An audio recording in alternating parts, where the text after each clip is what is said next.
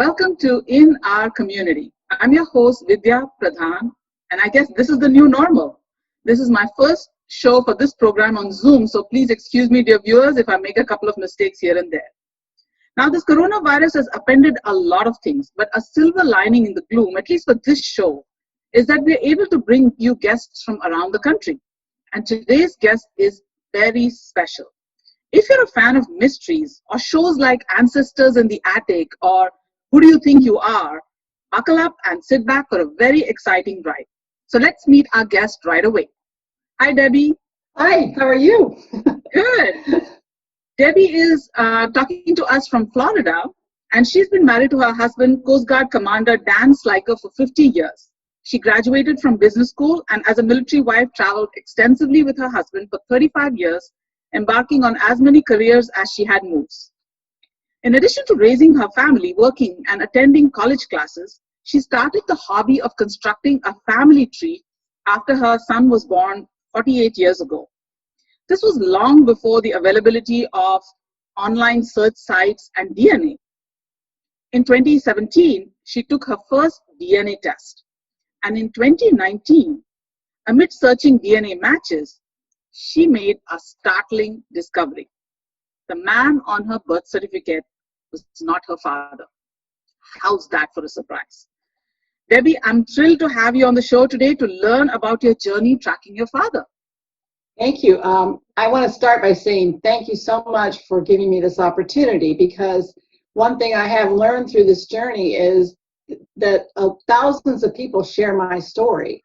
And I'm hoping that something I say or do, or somebody that sees this program, it will help them to find their story and show them how to do it. That's great. And I'm sure our viewers are going to be excited to learn how you went about this process. But I want to know what made you decide to have a family tree at all, to create one?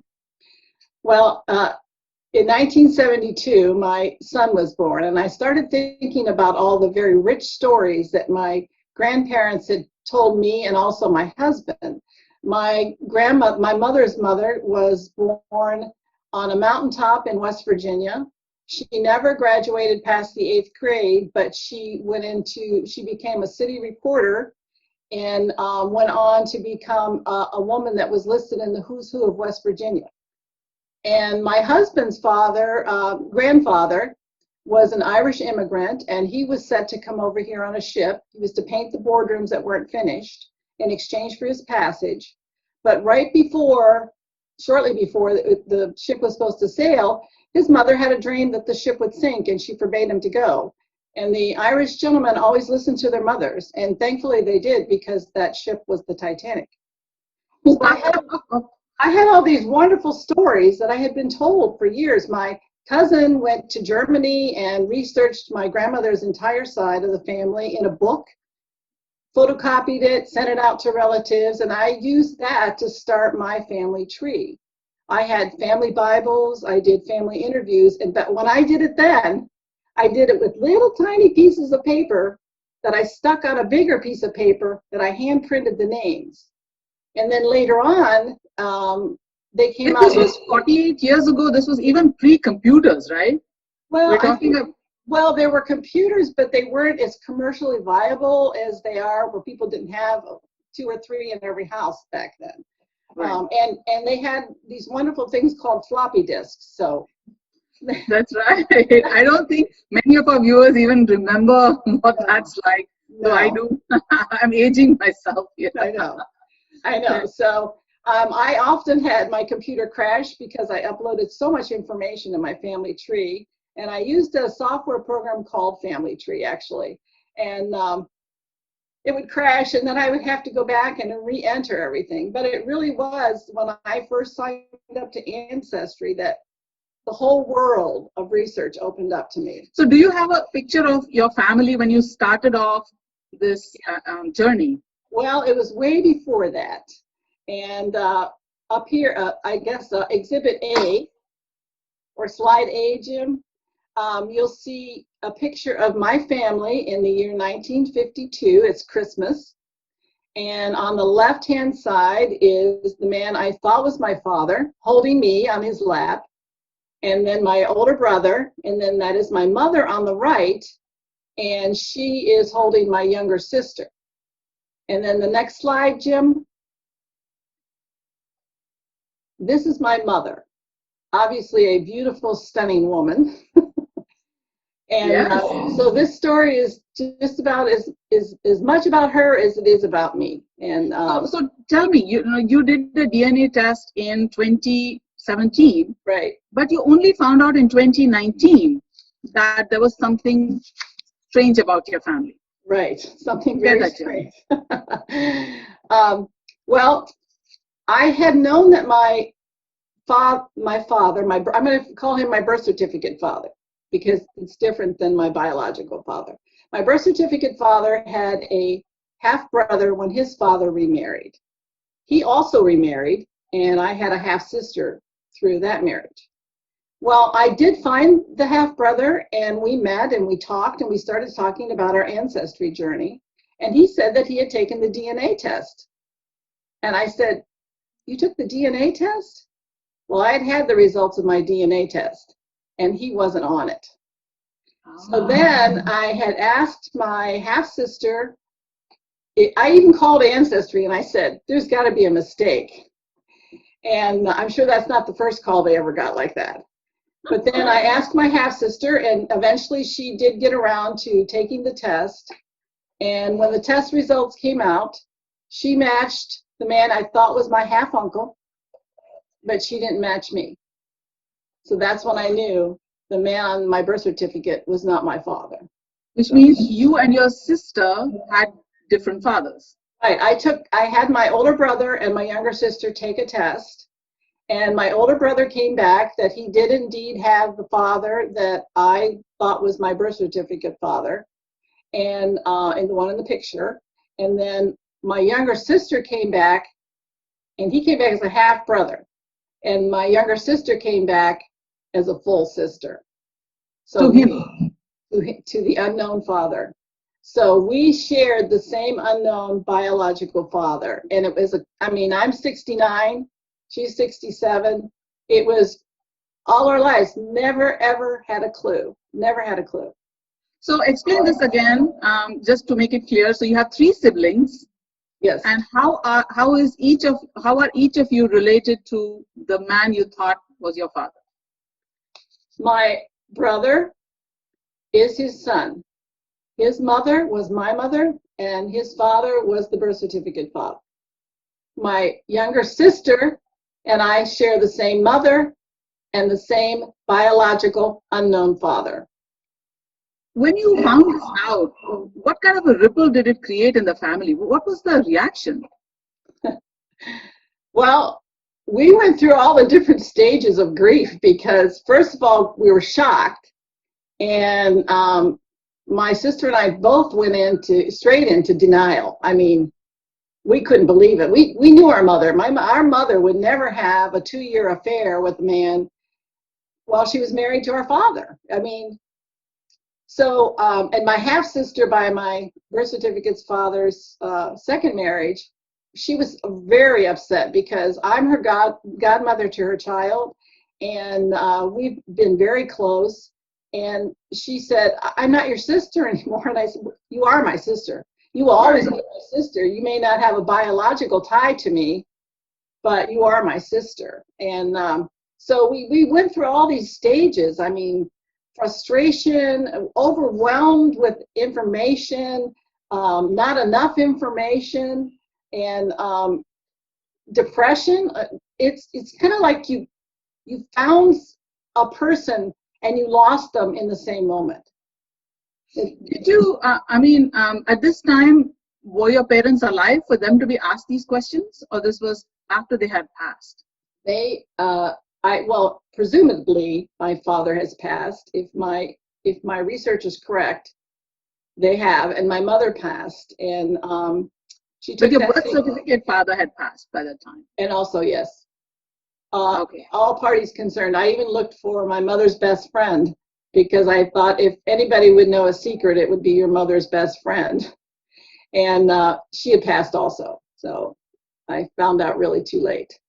So once when the DNA result came out and you said you were in denial, what did you do next? Well, let's see. Can you pull up slide B?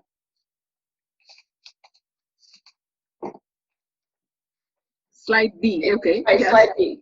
So what you're looking at is when the DNA is analyzed and it comes back, they match up everybody that you have a DNA match to on both the maternal and paternal side. So I knew some of my relatives for sure on my mother's side.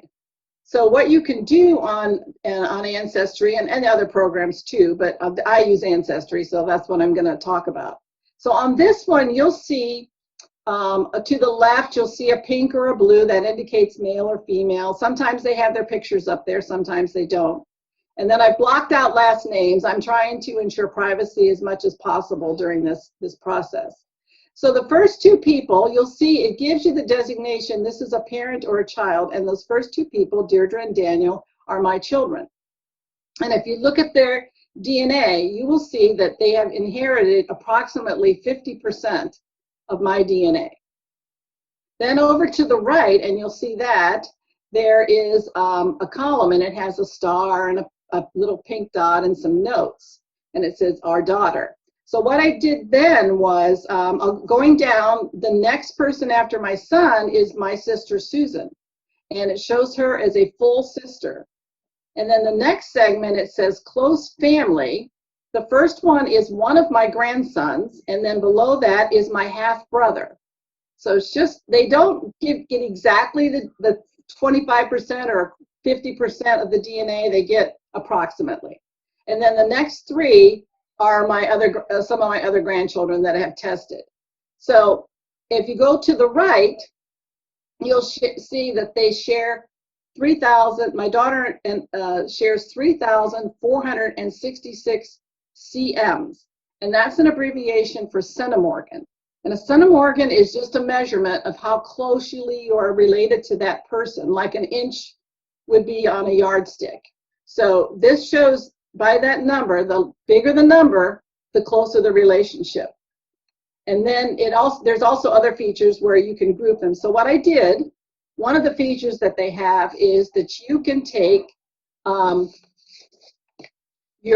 of your matches. So I picked somebody that I knew was for sure my match in my mother's side of the family. And I clicked on the option of shared matches. And then what that does is that brings up everybody in those shared matches that is on your mother's side. So I started color coding those so that I could identify which ones weren't from my mother's side of the family. So basically, you decided that this is science, and even if I don't like the results, it is what it is, and I can't disbelieve it. Right. Were you able to, I know you've done your research, but were you able to convince your family that this was the truth? In steps.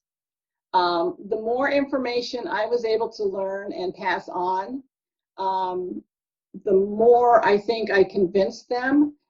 Some people that I encountered didn't take any convincing. Some people won't even talk to me. My sister took a little convincing, but she's on board, and she did the same thing. She didn't want to believe what our mother might have done. So when I started matching them up, and then if you could show the next slide, which would be slide C. Okay, this shows the next grouping of matches. Now, these were people I had no idea who they were. These were on my father's side of the biological chart, and I really didn't know who they were. So I started grouping them, and of course, the highest number, I was able to message a person who handled this particular account, and they pushed me in the right direction. And then once I had figured out who they were, then I had to decide what was the last known relative, that the highest part of the relative chart that I could, or ancestry chart, where I could find somebody. So I know for sure, and I don't know if you want to get into this or not, because of some of the matches, that the familiar matches would go back to my second great grandparents. From my second great grandparents, William and Nancy, up, I know my ancestry. But I had to figure out that which one of their children or grandchildren or great grandchildren would be my father. So how were you able to explain this again? How were you able to track that far back, but not that close? You know, you've managed to find someone several generations ago, but you haven't been able to find just the previous generation. How did that happen?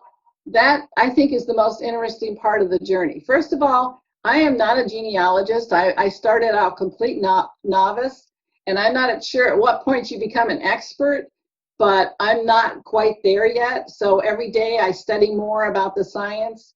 But I know for sure, and I watch it. There's a popular TV show, you mentioned a few of them, but Genetic Detective, and I watch CC Moore, and she is really great about giving tips on how to do things.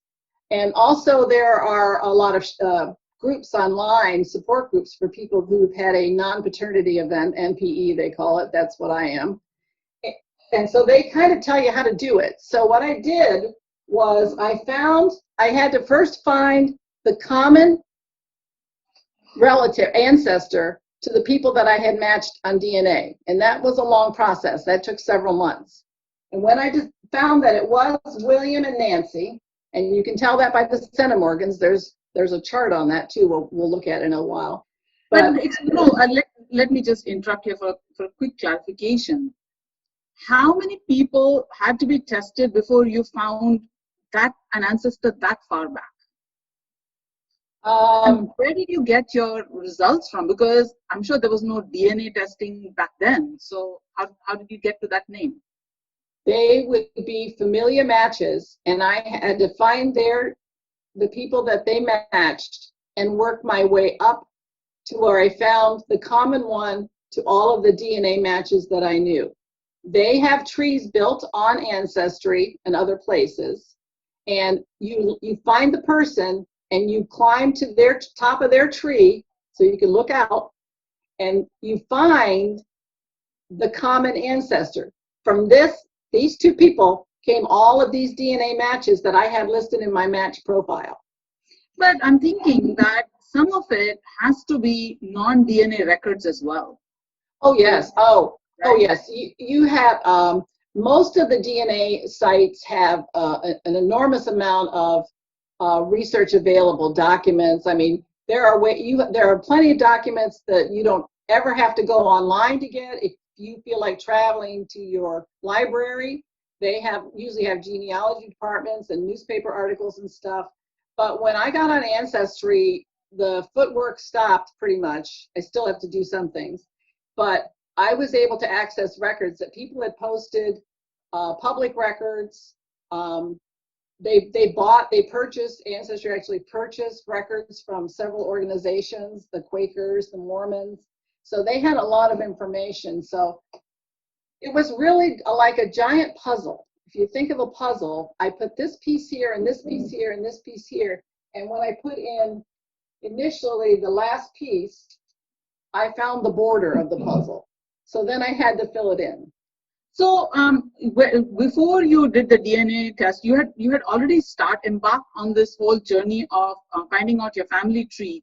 So you must have already filled in a lot of the gaps through other records, family lore, family history.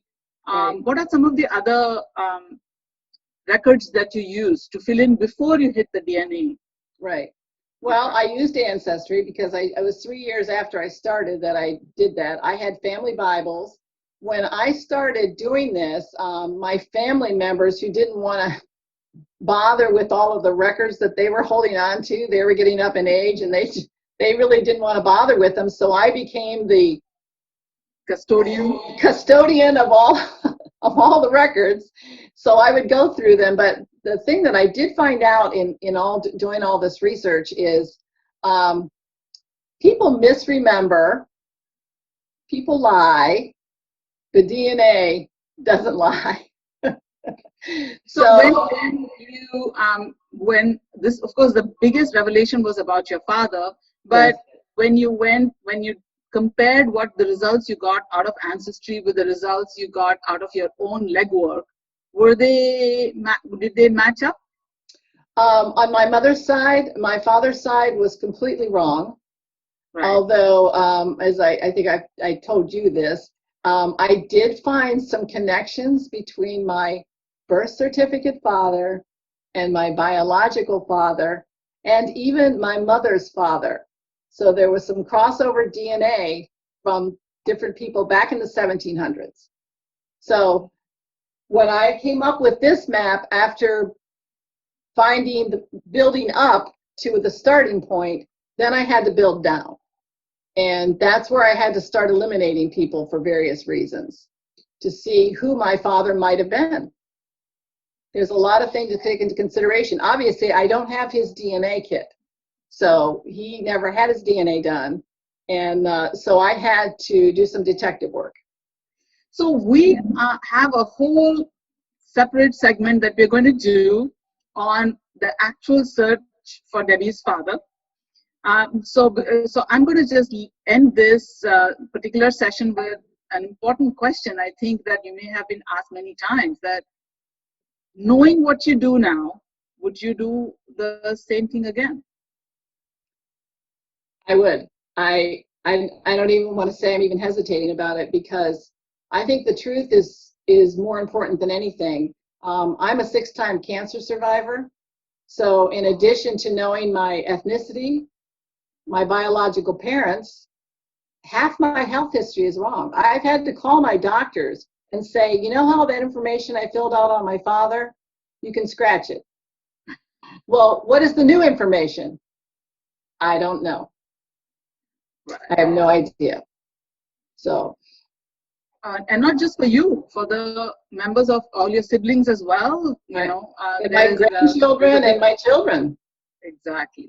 Mm-hmm. It did create a lot of emotional upheaval, though. Yes. And how has the family dealt with that? Well, I think, like anything, when you first hear about something like this, you go through a process. And my sister and I are pretty good. Actually, my children and my grandchildren were kind of excited about it. I'm not sure why. I think they found out that my mother was a lot more exciting than they thought. Do they have memories of her? I'm sorry? Do they have memories of? Some of the older ones do, but not the younger ones, but only through tales that we tell. I think it was hardest for my sister and I. And of course, my older brother, I mean, he went from full brother status to half brother, and then my half sister went from half sister to no sister. So, I mean, it's a process. You have to think through it, and you have to decide, am I just going to sit around and be gloom and complain and whine about it, or are you going to get busy and find out who it was? And also, perhaps it's led to a reevaluation of what family means, right? Because I mean, the biological component is useful for history, medical history, and other things like that. But after all, family is made up of shared memories and relationships built by two human beings, and in a way. Yeah. And my the man I thought was my birth certificate father left when I was 5, and my sister was 3. So it wasn't like we had this real close relationship anyway. So I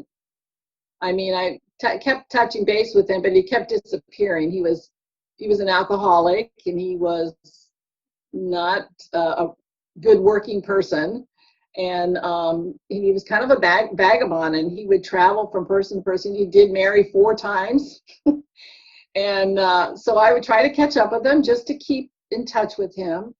I know for sure he didn't know. I can say that because. How do you say that? Mm-hmm. Well, he left me his life insurance to share with his 5 siblings, his 5 children, and he paid child support. I don't think he would have paid my mom, didn't pay a lot of child support, but I don't think he would have paid my mother child support had he known that we weren't his children. Okay, so I'm going to end this segment at this point. I do realize, viewers, that all you've heard this so far is the process. And in our next segment, we're actually going to talk details and all about Debbie's search for her father in much more detail, and with some information on what the discoveries were along the line, what were the steps taken towards the discovery, and what the result was. So you've been listening to In Our Community. I'm your host, Vidya Pradhan, here with Debby Slyker. And in our next segment, we'll be talking more about Debbie's search for her father. Goodbye.